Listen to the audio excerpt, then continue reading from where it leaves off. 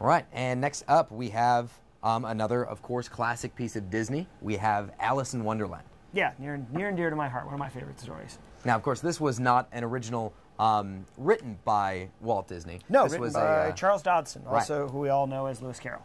And just the background on it is the story behind Alice in Wonderland is sort of a very interesting one. This gentleman who was a librarian at a university befriended this young girl, Alice Liddell.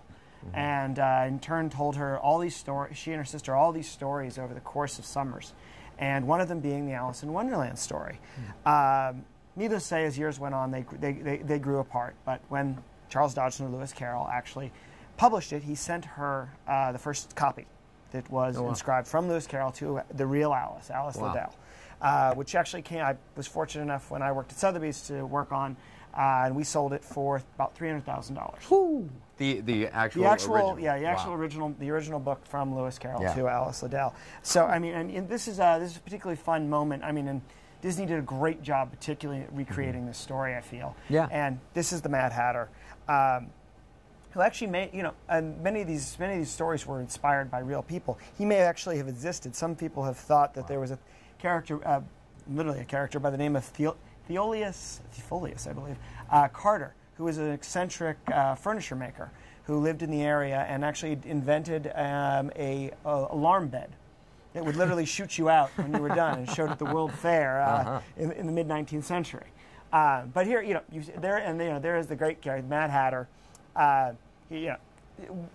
Probably the two most recognizable characters, minus maybe the Cheshire Cat, from an absolutely wonderful story. Yeah, and a very, very dark story that got the Disney twist.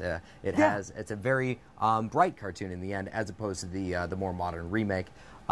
This one, it's enjoyable for all ages. So whether you have kids today watching this, or if you've grown up with this, again, this one is 60 years old now.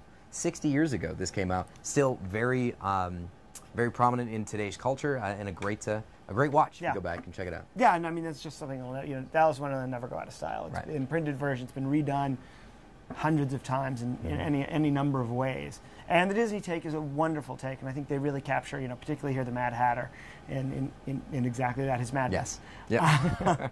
And again, this one, not $1,000, not $1,100, just $349. You can own this fantastic serigraph from the Walt Disney Company. It's a great representation of what you would actually see if you go back and check out the 1951 version of Alice in Wonderland. Yeah, and I believe you could get your own whatever you want in the background as well. Can we put me in the background? Can I sort of? I jump in there? I see no reason why not. I'm interested in that. I'm not gonna lie. Guy like you, girl like that. Hey.